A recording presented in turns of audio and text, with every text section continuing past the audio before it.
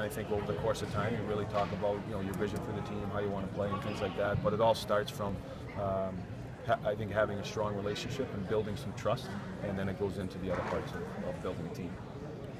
Coach, other than establishing those relationships, do you think there'll be any challenges moving from the AHL level to the NHL level for yourself?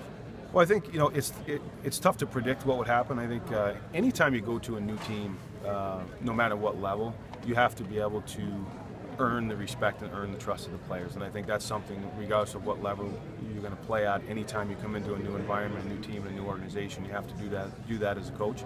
And I think the way that we'll go about it, one is the relationships, two, I think how you handle your business every day. And we have to bring value to the players. If the players feel like they're going to get better and we're going to help them advance their careers and help our team win, then that's the building process we want to start. What would you say your style is? I talked to one of your players last night. He said your defense first, but you do let the offensive players don't take away the skill. How would you describe the way you coach? Really, two ways. We want to be really strong on both sides of the puck. When we don't have the puck, we want to have very good structure, very good commitment, and guys really understand where we need to be able to get the puck back. But when we have the puck, we want to be able to be a really puck support team where we want to possess it.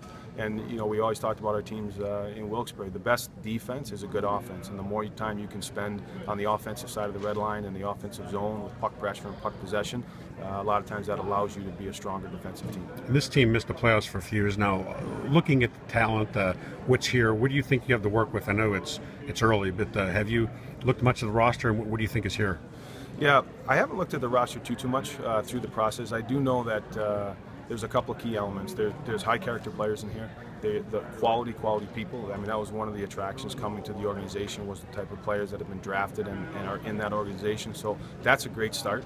And then the second thing is that I think there's good pieces. I mean, we're very strong in goal. We have great decor, and I think our forwards have very good pieces in there.